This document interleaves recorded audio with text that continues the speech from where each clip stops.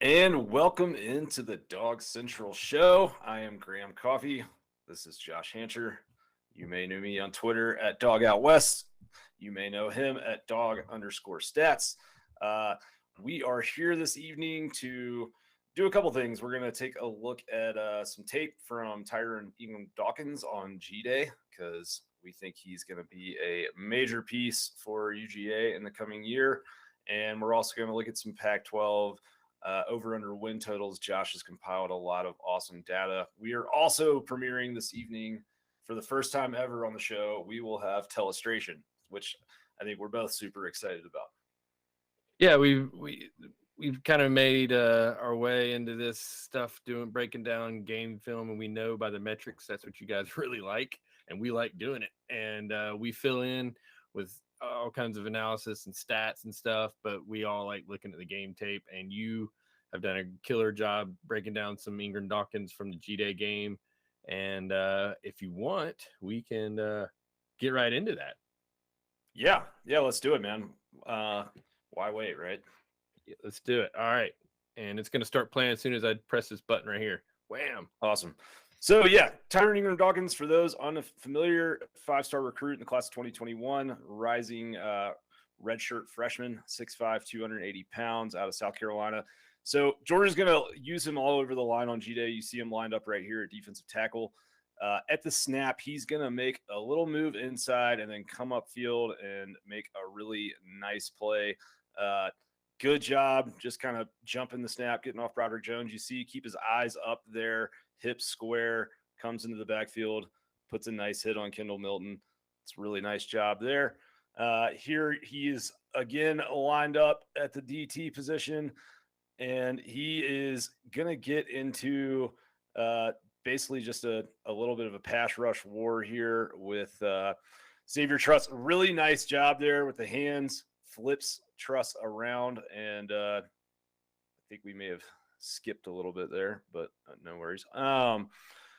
Here he's you want to go back a little bit to that? I can go back. Yeah, yes. I don't know. Maybe it's just my feet on this side, but here he is lined up on Truss for 73, right? Yeah, right here. Okay, so when we get the little dynamic zoom here, you're going to see he is going to just basically shrug him off. You see him use the hands there. That's the thing I'm really impressed with Ingram-Dawkins is just really good hands for a young defensive lineman. Good technique with plenty of athletic ability, but gets in the backfield, forces that throw a little early, doesn't get there for the sack. But this is what we want to see, right? Is him winning these one-on-one battles against Georgia's first-team offensive line, which is who he was facing on G-Day. So here he's going to go against Broderick Jones. Yep. And so you get the run play here. Kendall Milton is coming kind of inside, and he does a nice job of just kind of filling the gap here, works his way a little bit towards that inside, just helps clog it up. He's not the guy making the play, but he's also not the guy getting blown off. It's good gap sound football, assignment sound football, being where he's supposed to be. So here he's going to line up a defensive end. And what's interesting for me about Ingram-Dawkins is I think he could be the guy that kind of plays that Trevon Walker role as like a 4-eye defensive end, and then also coming in as a D tackle on like pass rush, or I'm sorry, like third down situations. But yeah, this is a speed rush. If we can go back to that, sorry. And slow that down maybe a little bit. I don't know if you can with this one or not. But just he's going up against Broderick Jones, who we saw handle Will Anderson really well in the national title game. He is 280 pounds, and he's going to do a really nice job moving him back, coming off the outside. Does he make the sack? No, but he's there kind of speeding up that clock for Stetson Bennett. It's what you want to see from a young defensive lineman, again, going against Georgia's first-team offensive line, which I think may be one of the best in the country this year. So here, back at that end position again, over on the edge, and at the snap, you see here, does a really good job of keeping that base square. in there, hands high on the inside of the shoulders of the left tackle, and then has his eyes in the backfield. He's going to move in and fill this hole that the back is heading towards. And you see the safety there come in and make a nice play. But that play was made by Ingram-Dawkins, right? Like he's there forcing that back to bounce it outside so his guy can make a play. Back again as defensive tackle. And yeah, so on this play, Nolan Smith is going to drop into this kind of zone right here. And Ingram-Dawkins is going to come around this outside, kind of filling that edge rush sort of role. But impressed with his quickness on this play, coming across the face of the offensive line, getting around this edge. Again, not looking for him to make a sack necessarily, but we're looking for him to come into the backfield and, break things up, force the ball out of the pocket, force an incompletion, which is what he did there. And so here you're going to see a stunt with him and Jalen Carter. Maybe do this one in slow motion if you can, Josh. So Carter is going to take off upfield. Ingram-Dawkins, a little bit delayed rush. A little poor technique, not great technique there on the stunt necessarily, but you see him squared up there with Xavier Truss and Devin Willock, I believe is who he's up against there. But just watch this move with the hands. I mean, just throws the guard off, puts his hands up in the air, and helps to force that ball be an underthrow from Stetson Bennett, which allows his defensive back to make a play on it. So it's the little things that we always talk about on the show, right? The details. These are the details that, normally a young defensive lineman, he's just going out there with like a deer in the headlights and trying to get upfield. Dawkins is doing a few more kind of detail-oriented things with his game that make me feel like he's going to be a really polished player for Georgia. So, yeah, back at that defensive tackle spot this time, lined up on the right side. And he is going to go up against Broderick Jones right here. You see them engaged, and he's going to do a nice job getting off of Jones, coming inside, and again, forcing the ball out early, forcing an incompletion. Great play by him. Again, defensive tackle. And yeah, he's just going to basically rush at the snap here. And you see him again there with the hands. You see how he's turning his man and then coming right around him there into the backfield. It's just a complete pass, but it's a really good pass rush by him and a nice job. Probably it might have been a hit when in a non-scrimmage. Yeah, game. That's for sure. It's definitely tough about G-Day. There's some plays where it's like, would this be a sack? Yeah, so this was really impressive to me. Just the athletic ability to flip the hips right there at the snap, get around the center, force Bennett up in the pocket. That was actually called a sack in the G-Day game. But I mean, just super, super disruptive. Like, truthfully, more disruptive than we saw any interior lineman be against Georgia's offensive line throughout all of last year. And that group basically returns everyone but Jamari Sawyer. So, and then again, just, another coming around the edge there. So at 280 pounds, you're talking about a guy that is 6'5", has really good long arms, is using his hands really well, has the athletic ability to come around the edge, but also is polished enough with his technique and his handwork to shed opposing offensive tackles and move guys around and get in there and disrupt things. So we're going to do a lot of looking at kind of up and coming players, especially on defense with all that Georgia has to replace on defense coming into 2022. So this is kind of the first in that series, but I personally think that in like a couple years, we're going to be sitting on draft night talking about how crazy it is that Georgia's 2021 defensive tackle room had 4 first-round draft picks in Jordan Davis, Devontae Wyatt, Jalen Carter, and Ingram-Dawkins as well. So I think he's that good. That's pretty awesome work, and it's we can always show highlights from last year, but that's going to be one of the better teams that he's going to face is the his own team, and that's what we we always talk about is these guys play against other 4 and 5 star guys, which that's not always the case, especially early in the season after a few big games. So that was all. I'm glad we still had some of that G-Day stuff that you could break down with. That was awesome, Graham. Yeah, thanks, man. Appreciate it. With that, also jump in if you got any suggestions of players that you would possibly could pull some game tape on or something like that, or we're really looking to get some feedback from you guys. And at some point, I'm sure that you'll get a chance in an Ask Dawgs Central to maybe pick apart or pick some more plays to look at from that or any of the other plays. So we're looking to 100% interact with you guys. So. Yeah, and if you are a Dawgs Central member, there's actually a thread on the forum right now, kind of soliciting some off-season requests. So jump on there and tell us what you're excited to see. All right, and with that, we're gonna start looking at some of the other teams and conferences other than the SEC and outside of our region.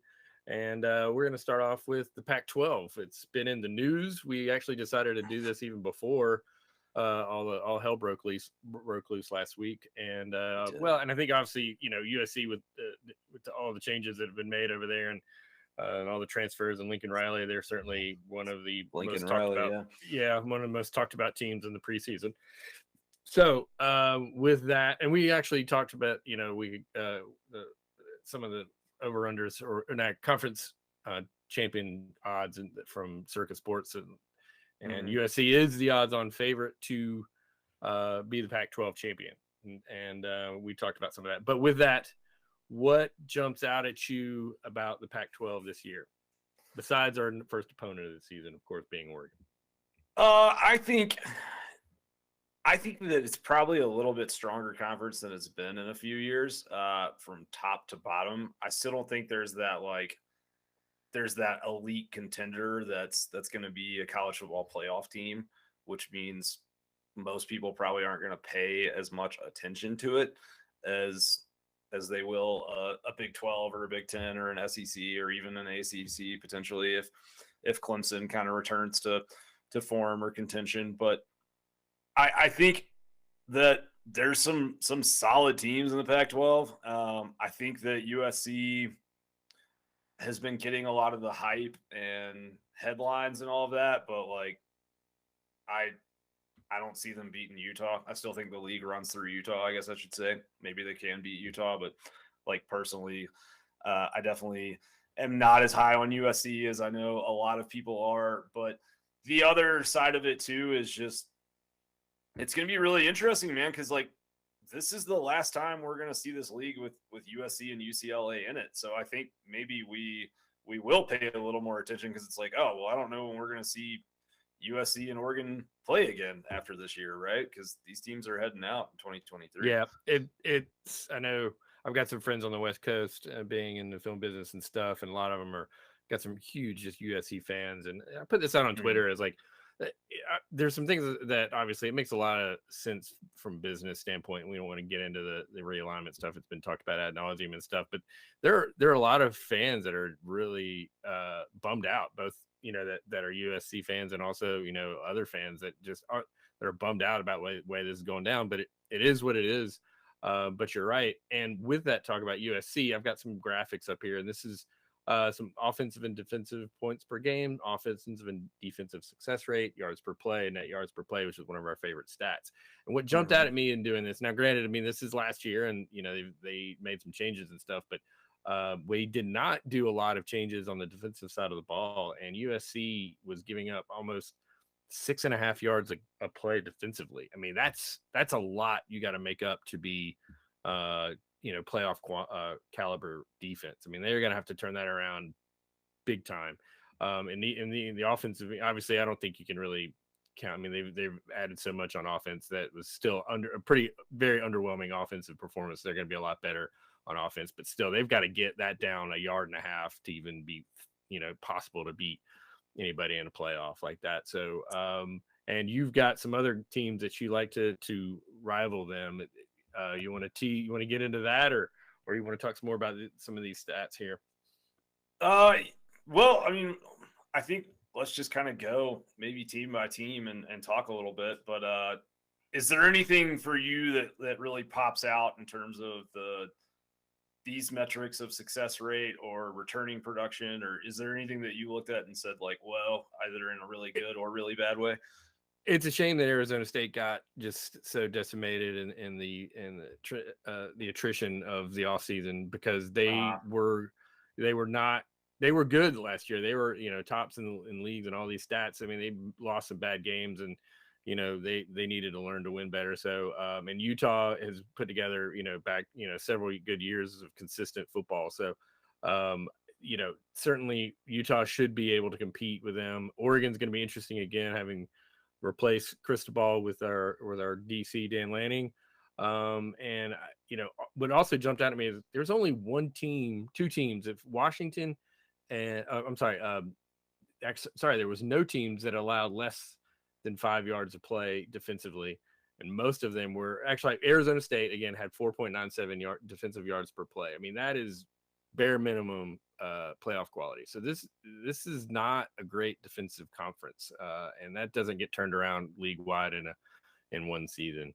And there's nobody that that really put any sort of net yards per play, which, just to remind you guys, that's your offensive yards per play and defensive yards per play and subtract them, and then 1.7 to anything over 2.0 yards per play is what you want to be a lead. And any of these teams are going to have to make huge jumps in there. And I mean, USC was actually negative half a yard per play on the net.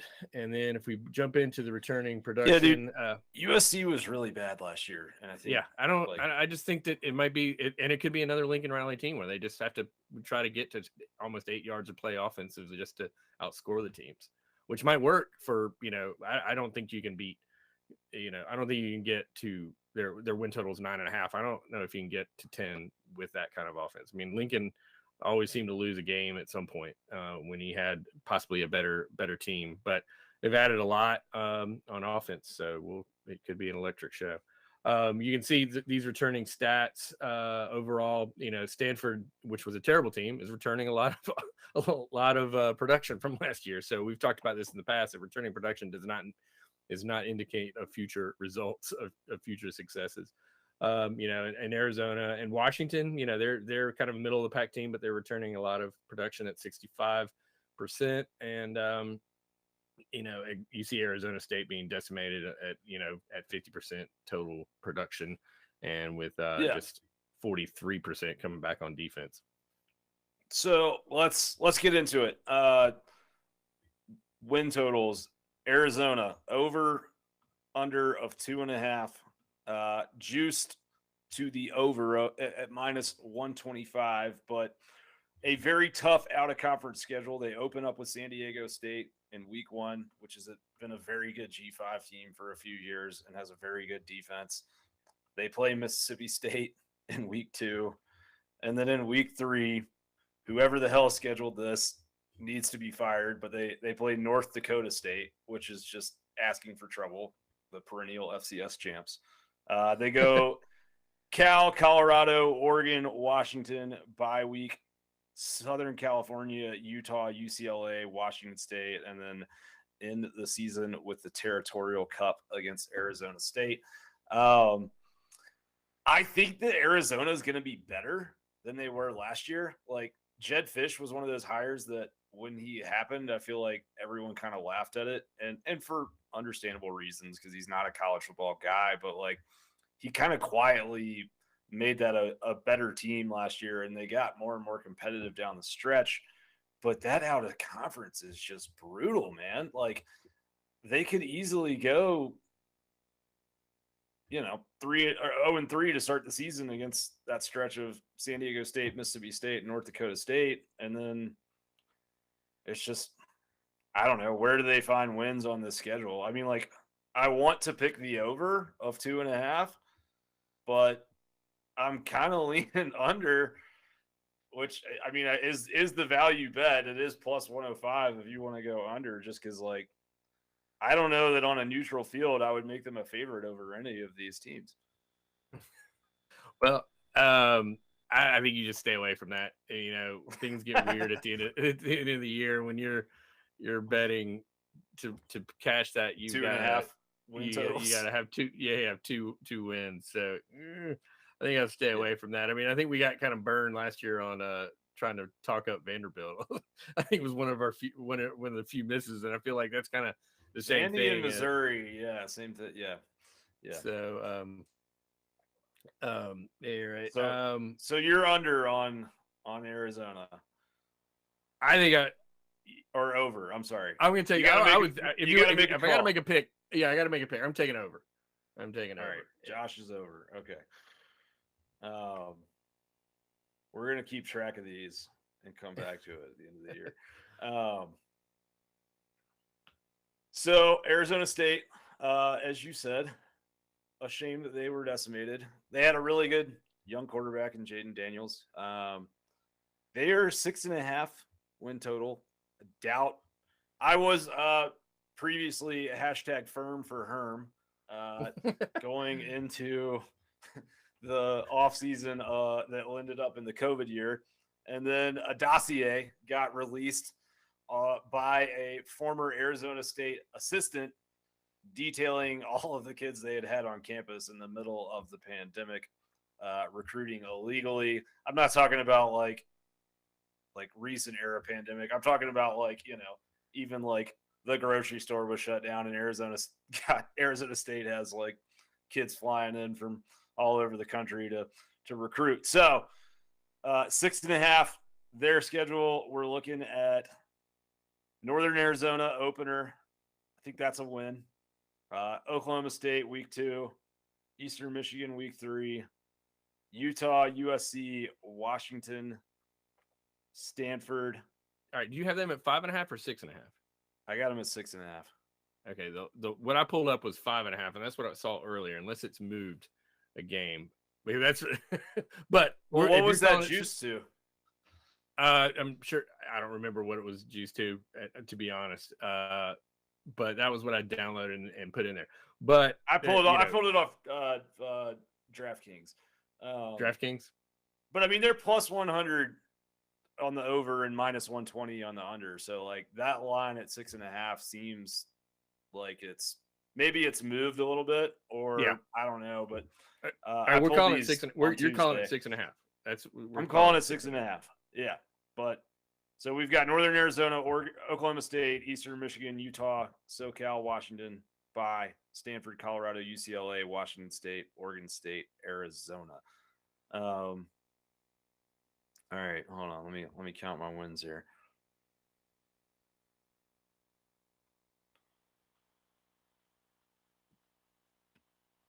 I'm going over. All right. I mean, that was he got a lot of production on the offensive and defense last year, and maybe you can coach him up again and pull an upset here and there. But, I think there's going to be the bunker mentality. Everyone's coming after us. Everyone's doubting us. Our quarterback is in Baton Rouge with Brian Kelly and his family, and everything is going wrong. But look, Northern Arizona win, Oklahoma State loss, Eastern Michigan win, Utah loss. I think they beat Southern California in week 4. I'm sorry, in week 5. That's my bold Arizona State prediction for the year. All right. Well, I'm going to take the over as well. I like that. All right. I like it. I think that team and that they can get to 7. Can you pull up the I'm sorry, I didn't mean to interrupt you. Can you pull up that screen with the quarterback transfers that you had earlier? Yep. Because I like nope. You know what? I didn't realize. Okay. Jaden DeLora is a good quarterback, man. Yeah. I might be sleeping on the Wildcats or the Bearcats or whatever they call themselves now. Cougars? No, that's Jaden DeLora. Jaden DeLora transferred from Washington State to Arizona. There you go. Yeah, I can't even read my own graph. 100%. Okay. Yes, you were right. Yes. 23 touchdowns, 9 interceptions, 2,700 yards, Yeah. over 7.5 yards attempt, and it's over 60% completion percentage. Yeah, and It's it threw a pretty lot solid. of passes, 360s. I mean, he threw a lot of balls. That's a lot. I mean, that's one yeah. of the tops in the league in the country in terms of attempts coming back or playing this year. Not coming back. He's going to Arizona. I mean, Yeah, there you go. Look at his stats compared to Bo Nix right under him. Yes. Yeah. That's a tougher league. But Bo Nix has but he's got an endorsement with Milo's sweet tea. You're right. Yeah. So there we go. Did you take the under? I'm taking the over. I'm switching my pick. There you go. This is the data that you get here on Dawgs Central. We can change minds and beat narratives right now. I mean, the whole transfer portal is everywhere. It's crazy everywhere, but it's really crazy in the Pac-12. There's like a lot of interconference transfers, it seems like, in the Pac-12 this year. But Arizona State. So, who do we like to play quarterback for Arizona State now? Yeah, I couldn't even find them, to be honest. I mean, like, I'm crunching so many numbers, and it's just like I'm just pulling them out. You're good. You're good. Yeah, because I mean, like, we obviously know Jackson Dart went to the SIP, and he was at USC. Oh, sorry. You're thinking of Jaden Daniels? Yes, Jaden Daniels. Yeah. Can't. I knew it was somewhere down there in the SEC West. Yes. Oh my God, They got Paul Tyson on their team now. Bear Bryant's grandson that transferred from Alabama. Oh, I didn't know that. And Emory Jones. Yeah, I knew.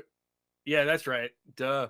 Yeah, people are yelling. They're throwing stuff at their streaming devices. Yeah, because Emory Jones transferred there, and I probably didn't update my data since then. But yes, Emory Jones is the Heisman. The Heisman is a Heisman favorite. Former top 10 overall, first round draft projected Emory Jones from PFF. I'm going under on Arizona State 6.5. I'm down on it. I'm sorry, Arizona State. It's all right. Could come down to that Arizona game. It very well may come down to the Territorial Cup. Underrated rivalry, actually. I think everyone says that about every rivalry, but I think Dog Out West would know. Look, about that time of the year, it starts getting cold here, and it's really nice in Arizona. So I might go this season. Who knows? Are you over or under on Arizona State? I am over on Arizona State, and I'm over on Arizona. All right, cool. All right, what about Cal? Interesting offseason. Justin Wilcox turns down the Oregon job to stay at Cal, where he may future become the Mountain West Conference champion. They are returning. Let's see. Anything interesting on the returning? Yeah, let me go back to this one here. Their returning rusher had 242 yards, 6.4 yards per carry. Not too bad. That's the best returning receiver. Okay. I mean, we know Cal's always going to have a salty defense. Justin Wilcox coaches it up. I like what he does there. I'm thinking. Yeah. I'm taking under on Cal. What's your under? What do you have them at? I got them at 5.5. Yes, that's what I have. 5.5. Okay. Yeah. If I got to take over on Arizona and Arizona State, I got to start finding the guys that are going to go under. And I think I'm with you there. I do like betting on Cal games. I don't know why. They've done well for me over the years, but yeah, that 5.5 is also juiced to the one. It's juiced -120 to the under. So Vegas agrees with you. Let's move on to Colorado. All right. Kind of interesting team. Had a really good 2020. Had a really bad 2021.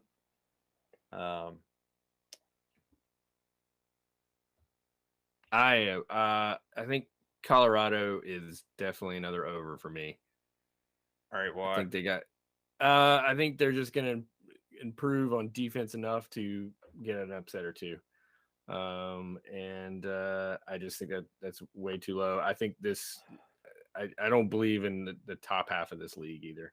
I think it's gonna be just kind of a lot of race to the middle. I think Oregon and Utah and UCLA are all. I mean, UCLA actually is the guy. Actually, I'm going to take over on UCLA when we get to him, but I'm taking under USC. So I think it's just gonna be just kind of a bloodbath of no one's getting out of this league with more than 9 wins. I don't think. Well, where's the offense coming from for Colorado is my question. And they can get enough offense to win 4 games. What's their schedule? I mean, that's probably true. I don't know. Their quarterback last year was 10 touchdowns, 3 interceptions, 58% completion, 6 yards an attempt. Not great, not terrible. They got a tough game. They got TCU at home, and then they got Air Force. They go to Air Force. They got a tough schedule. Oof. They open with TCU, Air Force, Minnesota, UCLA, and then they get Arizona, Cal, Oregon State, Arizona State, and then they end up with Oregon, USC, Washington, and Utah. They better get them early. Yeah, there's 3.5 win total. So that 3 is so they're counting them Air Force. So they've got 3.5. Yeah, they're counting Air Force, Cal, maybe, and Air Force. Cal. Man, that's a tough schedule for a Pac-12 team. Yeah, I guess Arizona, especially because they got beat 33-0 by Minnesota last year at home. Yeah, and they got to go on the road. Yeah, we're gonna fade the Buffs under 3.5. This is one I feel pretty good about, folks. They got to win all those games and they got to upset somebody, and I think there's an upset in there. That's what I'm saying. So you think they're gonna? You think they're gonna get? Like I said, I'm counting Air Force, Air Force, Arizona, and let's see, who was the other one? Cal. So those are the 3 I feel good about, and then they've got to upset Arizona State, Oregon. Maybe I could see them beating TCU. Well, that'd be a good start to this over. Yeah, I don't think they will. I mean, but TCU's got to come. Like, they do have a sneaky home field advantage with the altitude. Like, it does just kind of like mess with certain teams. Remember, it was this time of the year last year when I predicted A&M to lose to Colorado on the road in week 2, and they almost did. They almost did. It was a 10-7 game. I think it was all downhill for Colorado after that, though. It was all downhill for Texas A&M too. No, they got back. Oh yeah. Well, they got to their 8 wins. They got those. Yeah, 8 wins. 100 million guaranteed. Oregon 8.5. I think this is one of the more fascinating ones over here or on this. 8.5. Very even in terms of how the juice is spread around. Plus 105 on the over. Minus 125 on the under, so maybe not super even, but first year for our guy Dan Lanning. We're looking at Georgia in the out of conference, then Eastern Washington and BYU, and then they play. The nice thing about the Pac-12 is, so the Pac-12 North is a little bit, I think, sometimes more friendly schedule-wise. They get Washington State, Stanford, Arizona, bye week, UCLA, Cal, Colorado, Washington, Utah, and Oregon State. So, trying to pull the schedule up. It's okay. Yeah. So they've lost Travis Dye, who transferred to USC, who was a really good back. But they do return a lot on the offensive line. And that was kind of Cristobal was an offensive line guy. So that was sort of the feature of the team. I personally trust Dan Lanning to field a good offense or a good defense. But I mean, they still have Justin Flo and some of those recruits there. Thibodeau's obviously in the NFL, but it's like they've got, I believe, do they still have Sewell? Noah Sewell? Is he still there? Or did he transfer? No, he's not. Didn't he go to the NFL? No, he's still at Oregon. He's on the 2023 mock drafts. Oh, okay. Penei Sewell is who you're thinking about. You're right. The offensive line guy. All right, so this is what I'm saying here. Like, give me Justin Flo and Noah Sewell and Dan Lanning, and I think you're going to field a good defense. Anthony Brown is back at quarterback. He's not good, not great. They have the stud 5-star that can't seem to put things together and beat him out. But I think they lose to Georgia week 1, especially because Kirby Smart's installed that defense so many times that he's going to just go to Todd Monken and say, these are the things that are really hard to get figured out installing this defense. So Georgia's a loss. I think they beat Eastern Washington. That BYU game is sneaky, though, man. That's kind of a tough one.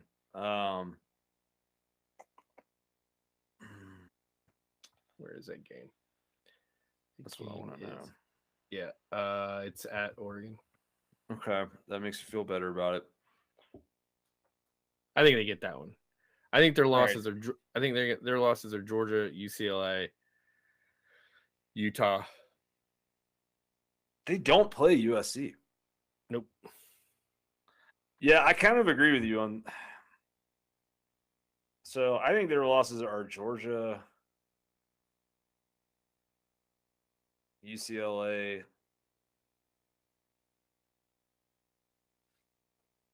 I think they lose to Utah, but I also think they lose. I think they lose to Oregon State. Yeah, you're big on Oregon State. I am. So I am going to. I'm going under. I'm going under 8.5. I think they win 8 games. Yeah, I do too. I think, like I said, I think they're. I mean, I could see in Arizona, like just one fluky game. First year coach. Yeah, I think, like I said, there's gonna be a lot of 7-5 and 8-4 teams in this league, or not a lot, but I don't think there's gonna be a 10-win team out of this league, and there's definitely an upset in there. Oregon State or. You don't think Utah can win 10 games? No. Oh man, come on, brutal. All right, let's talk about the Beavs, dude.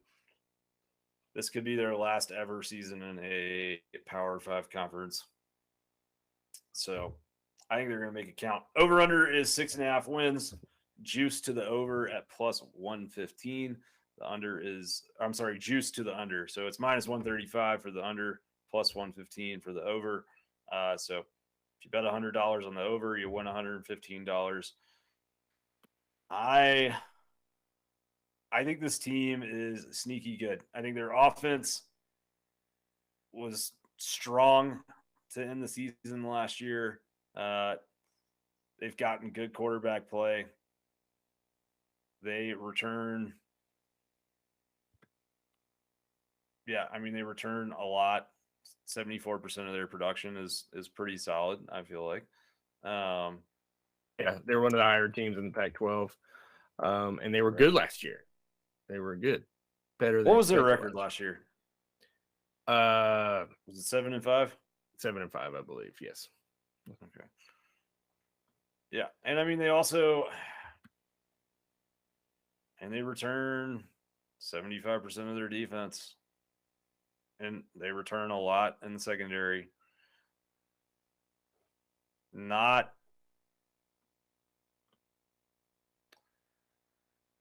Yeah, I think they're sneaky, man. I do. They don't make the chart very much, but that's okay. I'm going over on the Beavs. The schedule. There's a lot of quarterbacks. A lot of quarterbacks coming back in the Pac-12. A lot of passing yards coming back. So Boise State week 1 is a big one. I mean, the one thing that just scared me is this out of conference. They play Boise and Fresno the first 2 weeks of the year, which like are 2 of the best teams in G5 year after year. Jake Hayner is a beast at Fresno. I think they beat Boise. They probably lose to Fresno. They win whatever FCS team they play week 3, Montana State. Yeah, I mean, they can lose to USC and Utah and still easily top that win total. Like, I think they could be 2-3 coming into that Stanford game and then run off 3, 4, 5. Yeah. Wait, you changed your screen. Yeah, yes. I was just checking. What did you have the over under? I have it at 5.5. 6.5. 6.5. Yep. Oof, that's 7 wins. That's tough. I don't think so.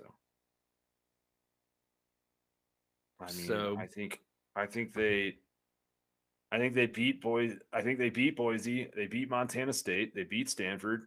They beat Washington State. They beat Colorado. They beat Cal. They beat Arizona State. That's 7 right there. Okay, I'm taking Arizona. I think they upset Oregon. Oh, okay. And I think that they, I said that on the last one. I think they upset Oregon, so that's 8. And who knows? They may mess around. I mean, they might beat Fresno. It's not crazy to think.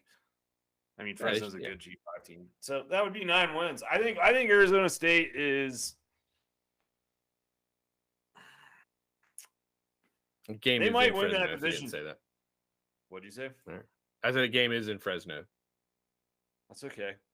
Yeah, it's a away game, but that's all right. All right, you're down with the Beavs. Sorry, Chris Marler. Yep. Sorry, dude. But I am down with the Beavs. Inside joke. Not really, I guess, if you're on Twitter. Not really at this point. All right, I'm taking the under there. All right. Cool. You take the under. I'll take the money.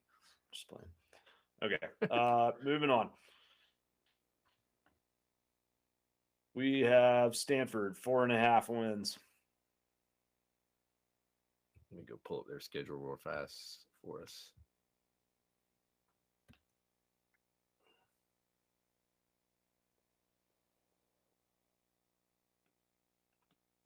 You're plus 135 on the over, minus 160 on the under. Their schedule is some G5 team whose logo I don't recognize. USC bye week, Washington, Oregon State, Notre Dame, Arizona State, UCLA, Washington State, Utah, Cal, BYU. That's a brutal schedule, man. They end the season with BYU too. That's very odd. I don't see 5 wins. No. Not me. Not on this schedule. Ain't no way. We're going to make this nice and easy. Under 4.5. Moving on to UCLA. You said you like the Bruins. Why? They've got a hell of a lot of offense. Returning quarterback, one of the better in the DTR. country. Yeah. What do they return at the receiver position? Let me pull that up. Hang on a second.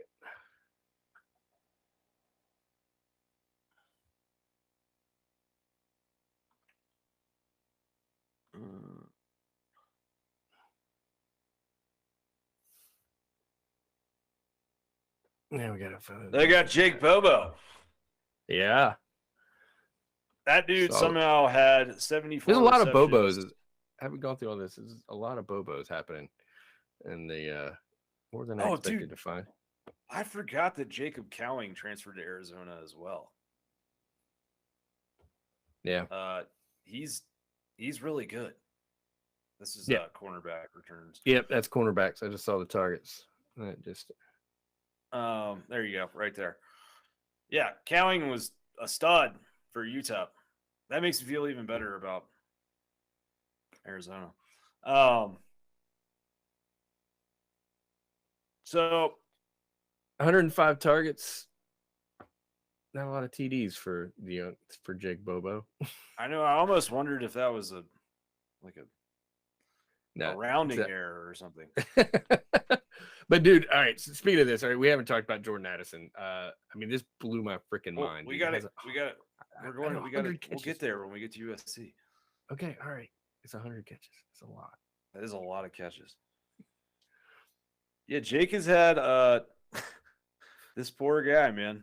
The last 2 years combined, he's had 106 receptions, 2 total touchdowns. This dude is like, fantasy football players hate Jake Bobo, I bet.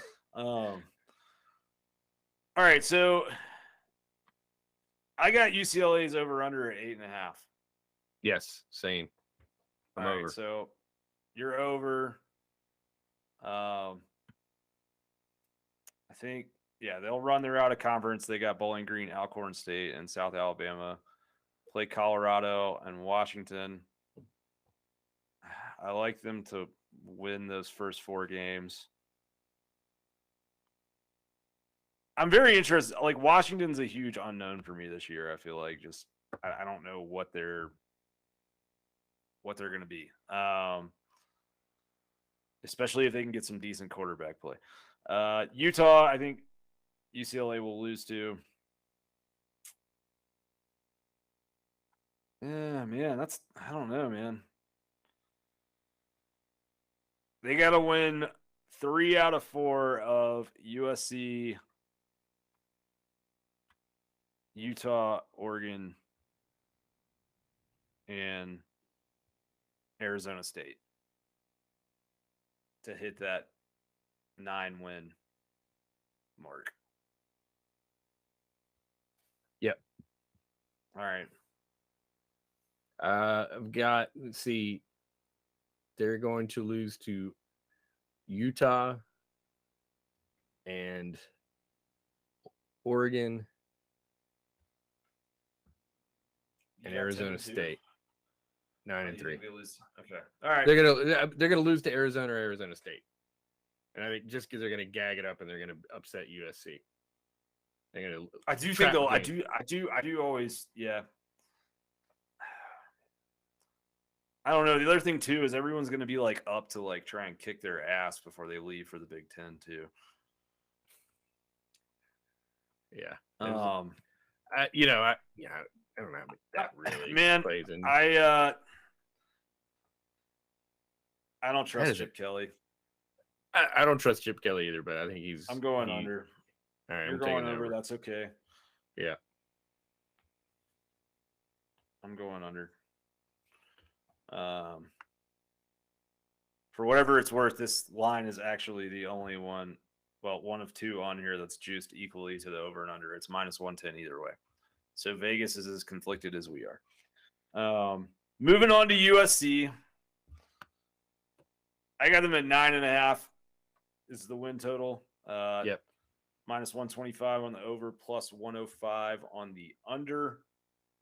And I'm just going to go ahead and say it, Josh. I think that USC is going to blow up on the launch pad, buddy. They got Rice and Stanford first 2 weeks. I think they win that game. Don't sleep on my boy Jake Haener. Nobody would love to come to the Coliseum and beat USC more than Jake Haener.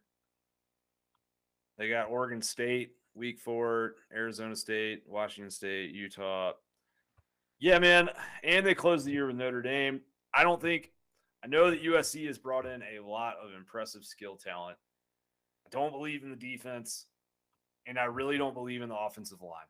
They are so thin at the offensive line, they couldn't run a regular spring scrimmage. So I just, man, I preach this on Twitter all the time, but this is the time of the year where everyone falls in love with sexy quarterbacks and wide receivers and skill players, and they forget that football is won and lost in the trenches. And so I'm slamming that under 9.5. Yeah, I am taking the under. Like I said, I think their defense has got too many holes, and just not enough.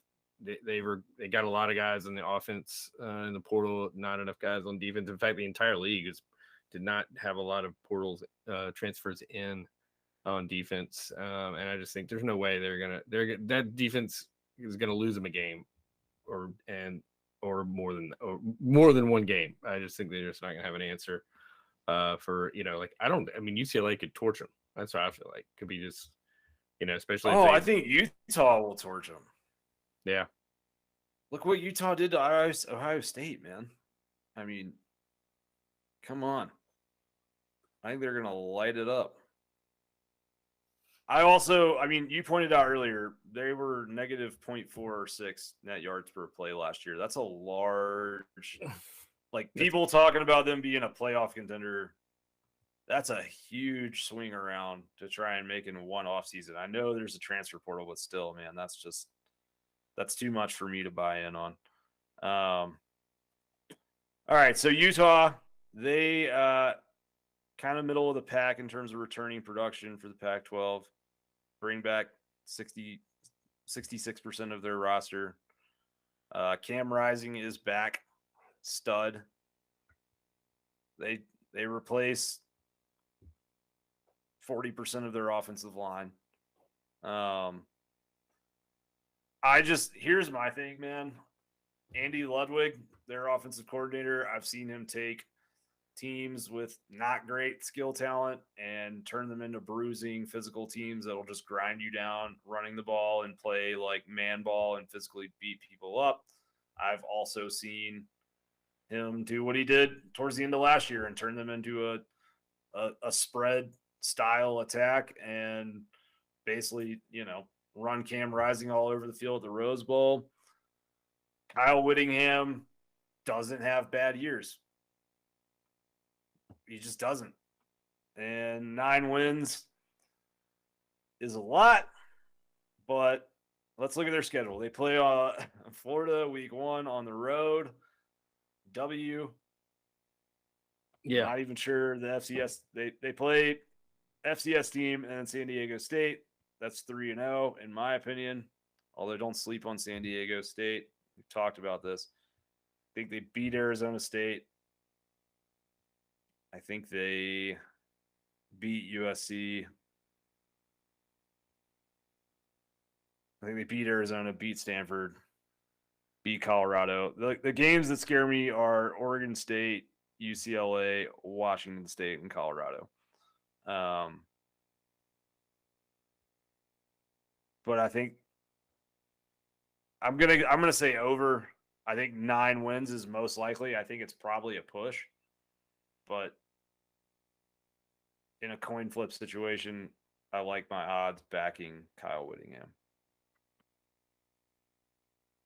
Yeah, I think. Yeah, I think I'm fading Oregon, and I think that should be Southern Utah. And Utah, I think is going to be second or third best team. I think Oregon drops down. I think UCLA. I think it's going to be a clump of teams up there. Utah might be the best. I don't know. Pac-12 champs, Utah. All right, there you go. Back to back. Repeat. Yeah, for sure. I think so. I mean, either or Pac-12 champs, Oregon State. Huh? No, we're not going to be that crazy. Back to back UCLA, USC, and Oregon State. Those are that's a tough run right there. But UCLA, USC, Oregon State. Yeah, that is a tough run. But man, I go back to it. It's trench warfare. Utah, they're built at the line of scrimmage like an SEC team, and none of these other teams are. So, all right. I like what they'll do. Washington. Nah. What do we know about Washington? Not enough. New coach. Yeah. Interesting schedule. Kent State, FCS team. That should be 2-0. Then Michigan State. Tough one. Stanford, UCLA, Arizona State, Arizona, Cal, Oregon State, Oregon, Colorado, Washington State. That's a pretty tough schedule, man.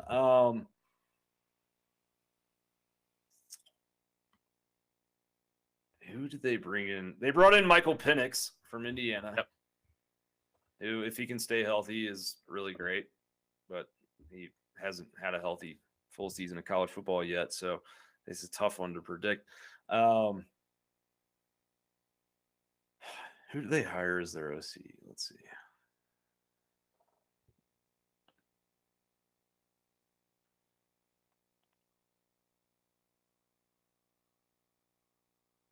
Scott Turner. Wait, no. That's the Washington Commanders. This is live TV. Great. Nothing like it. Ryan Grubb. Okay. I do like Kalen DeBoer. I thought that was an about to interesting go to hire. Bill Steele here. Oh, you got the steal? Yeah.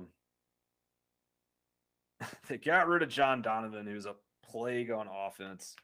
One of the worst offensive coordinators in FBS football in the last 2 decades. So let's see. Old Grubb.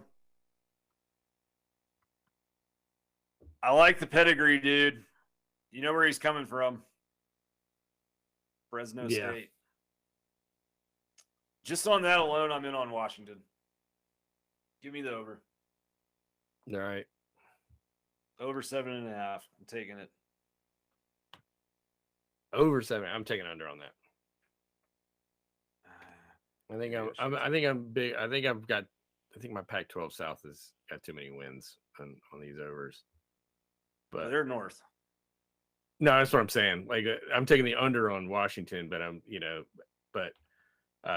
just like Arizona State. I'm in on, and I'm down on Washington State and Washington. Okay. That's fair enough. I don't know. I think I'm balanced out okay here. All right, finally, Washington State. Maybe my second favorite football team in all of Division I from a emotional standpoint. I've always had a soft spot for the Cougs, Fireball, the Palouse, Ryan Leafs, 12-0 against the spread, 1998 team. Lots of great stuff. Interesting schedule. So I do want to talk first actually about the transfer that they brought in, because they brought in the kid from Incarnate Word, who was really, really highly rated in the re-rate of the portal. Cameron Ward. Ole Miss wanted him. He picked Washington State over Ole Miss. Listen to these stats from last year, okay? I'm about to blow your mind a little bit here. 590 attempts. That's a lot. Yeah. 384 completions, 4,648 passing yards, 47 touchdowns, 10 interceptions, 154.2 quarterback rating. And if I'm not mistaken, I think he has legs as well. All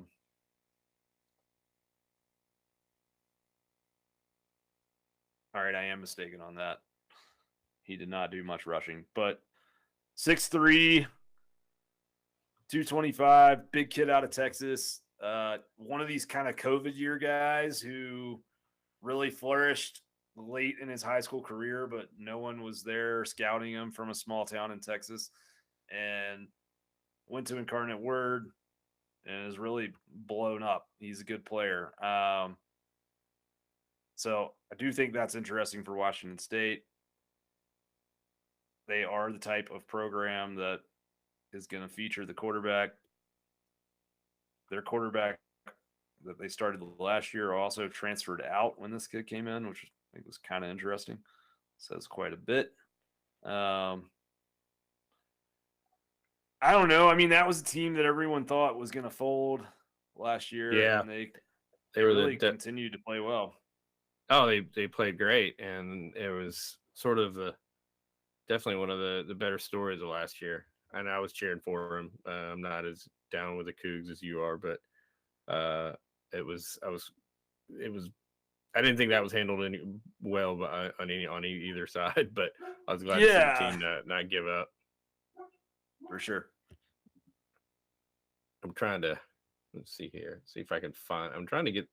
I'm interested about this player because I don't have any of that division downloaded into my stats.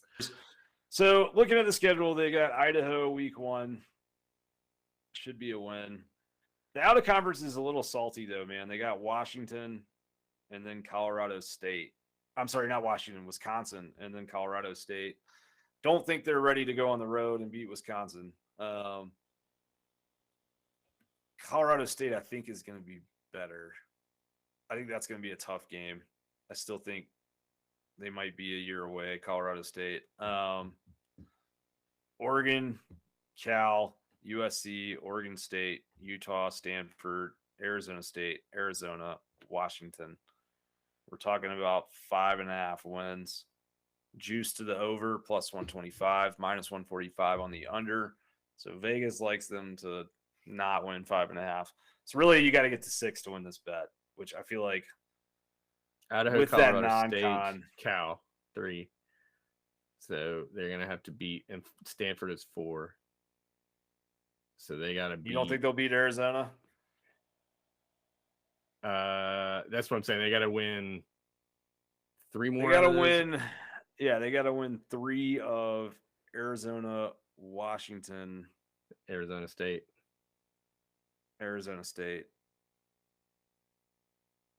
and Utah, Oregon State, USC. So they got to split that basically. I'm taking the under. I'm glad it's the first one. I just when Arizona State and Arizona shit the bed, I'm gonna get ripped. But you're right. I'm going under.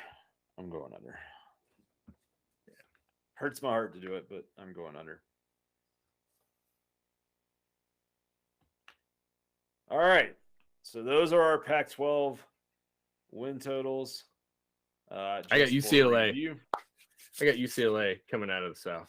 We're both over 2.5 on Arizona. I am under 6.5 on Arizona State. Josh is over. We are both under 5.5 on Cal, even though we think Justin Wilcox is really good at his job. It's just Cal's Cal. Graham is under 3.5 on Colorado. Josh is over 3.5. We are both under 8.5 on Oregon. I'm over 6.5 Oregon State. You're under 6.5. Under 4.5 for both of us on Stanford. You are over 8.5 on UCLA. I'm under 8.5. I'm under 9.5 on USC. We're both over 9 on Utah. Yeah, we're both under 9.5 on USC. I'm sorry. I mean, we were both over 9 on Utah. I am over 7.5 on Washington. You're under. And we're both under on Washington State. So I'm under on roughly 75% of the Pac-12. I don't think they'll have a good experience in out-of-conference play. Any closing thoughts on? I think we really got to talk about.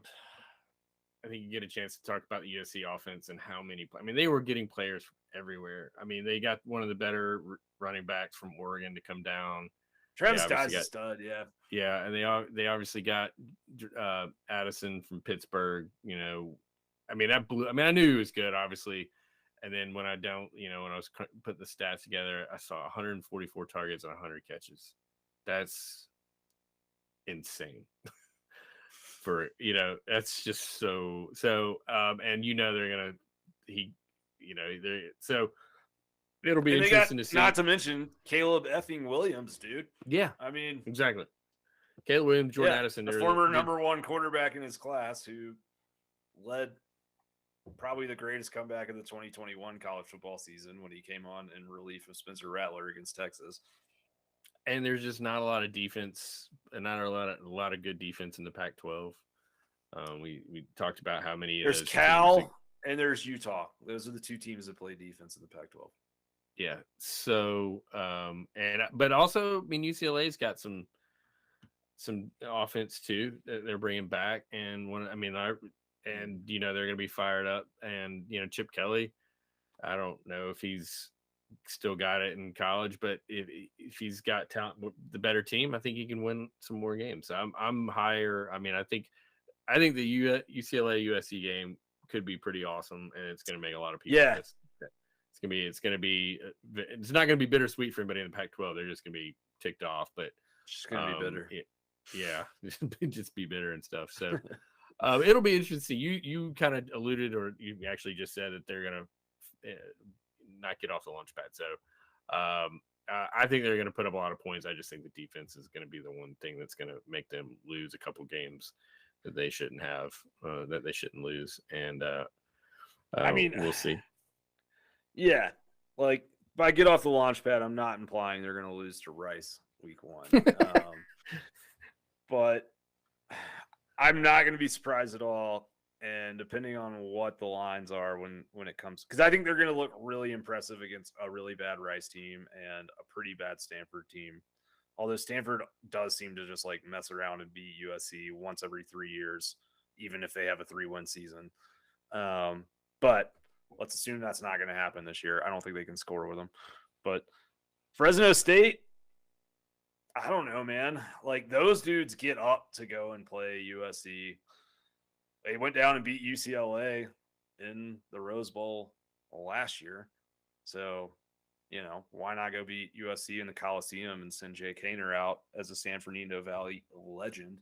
But I'm not going to be surprised if Fresno State or Oregon State beats them in week 3 or 4. Like, I think that USC is going to be good. I just think when you have a bad offensive line, Caleb Williams. So one thing I did look up before this show, I did my research. You looked at more than just one thing, but. Well, another thing I looked up that was interesting that I should have mentioned earlier. If you're still watching, this is a good nugget for you. Caleb Williams had the longest average time to throw of any like Power 5 quarterback last year. Like of any quarterback that put up like a minimum of, I think, like 80 pass attempts. So my point being, at Oklahoma in the Big 12, where his offensive line is just better than everybody, and Big 12 has started to play very good defense, but they're playing like these drop 8 defenses. They aren't blitzing a bunch. Like he could sit back all day and move around and chill, and not that the Pac-12 is filled with stud first-round pass rushers necessarily, but like I do think his offensive line is not going to be very good, and it's going to speed his clock up. And I mean, I don't care how good your receiving talent is. Like when it comes time for them to play, like, do they play Notre Dame this year? Yeah, when they play Notre Dame, or when they play even a Cal maybe, or definitely a Utah, like there's going to be dudes up in his chin strap. And I know Jordan Addison's incredible. They got a lot of incredible talent, but it's like those guys need time to get open. And Travis Dye is also an incredible talent, but he needs holes to run in and blocks to run behind. So I'm not saying they're going to be 3-9 or anything like that, but it's like I wouldn't be surprised if they are an 8-win team, 7-win team. They're probably more likely a 9-win team. 7 would be. They're more likely 9 than 7. Okay, I'll say that, but like, I'm not gonna be shocked. And look at, all right, dude. Before we go, how hilarious is it that Lincoln Riley went out there to duck a move to the SEC, and now he's gonna have to go play at Ohio State in freaking November at 9:00 local time? That is fantastic to me. It doesn't make a lot of sense to me, and I just they don't ask coaches about this before they do it. No, the whole thing doesn't make any sense. I mean, like, pride themselves on the Conference of Champions and the Olympic sports. I mean, and just all those spring sports that you're making. Bill Walton is crushed right now. Yeah, I mean, it's like, how can you expect the women's soccer team and the swim teams and the softball and the men's baseball to do this travel? And I mean, like, it's so wild. Apparently it's only for football and basketball. Oh, when did that come out? Has it been out the whole time? I think so. What? Yeah. So what conference? Yeah. So are they leaving? I don't understand. Oh. Well, you read up on this, and we'll get your takes on it on the next episode. I gotta go delete tweets. How could? Anyway, I could be wrong. But I'm pretty sure that's what they said. Well, that's good for those sports for sure. I mean, it's insane. Yeah, for sure. I mean, but I do think it's hilarious that Lincoln Riley has to drag his ass to Piscataway, New Jersey, to play on freaking Fox Sports 1 at God knows what time of night. So I don't know. All right. All these stats. Yeah. I was gonna say before we go, all those stats we've been banging around and stuff. We're gonna drop those in a post so you guys can look at them and download them to your phones and sneak peeks at them when you're talking trash to your friends. We try to augment a lot of what we talk about with these numbers and stuff. So, and we share them on the thread. So if you actually want to get and download some stuff and look at your own and comb through them yourself, they'll be available to you soon. And I'm always looking for stuff to look up. I enjoy doing it. So hit me up in the Dawgs Central forum. Follow the Dawg Stats blog along with all the other guys doing the Field Streak Forum. Jason and those guys, the recruiting info that's just been pouring into the site has been unbelievable. What you guys have done, Graham. Kudos. You got Lamar and Jason. Yeah, Lamar and Trey just cranking out stuff with prospects coming up. We've got Jim and John just doing their thing and keeping it light and real, and also adding a perspective, a lot of the sort of opinion stuff. So please, I know it sounds like a commercial, but we're working hard and we're enjoying it, but we want you to enjoy it with us. Well, yeah, one thing I was going to say before we go, we're going to take all of this data that we're looking at as we do this show, and we'll compile that and, make it accessible to you guys in the forum. So if you find this show and you're not, even if you're maybe not a Georgia fan, hell, I don't know. If you're going to bet over under college football win totals this year for $6.99 a month, having access to that data when August comes around and you decide to place those final bets, probably a good investment for you. So, and if you are a Georgia fan, all the more reason. So, yeah, join us over there, dawgcentral.com. We'd love to see you. We got a lot of cool stuff going on. We got an advanced stat preview that just went up on boundary receivers. But if you like deep dive stuff and you like this show, and if you're here and you're still watching, God knows you do, come join us over there. We do. Supposedly we have 12 people watching on YouTube. Big shout out. Oh, I need to go look at the chat. All right, let's get out of here. Yeah, let's get out of here. Oh, man. Yeah, we got some chats. We'll get to them. We've got a lot going on in these shows, so we're going to get better and be interactive. But thank you guys for watching. And this has been Dawg Sports Live.